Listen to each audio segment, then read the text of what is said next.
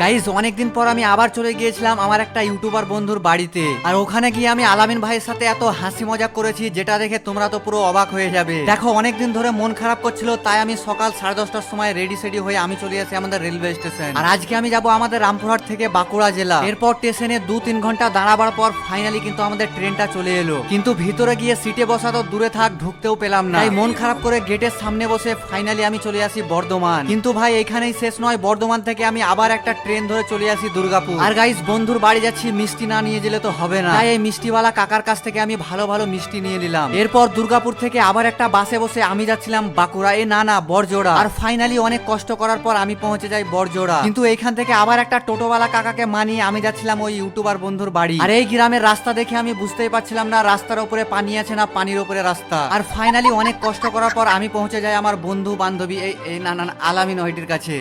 আবে তুমি আবার চলে এসছো? আর এখানে এসে আমি কত হাসি মজা করলাম সেটা দেখার জন্য তোমরা চ্যানেলটাকে সাবস্ক্রাইব করে নাও।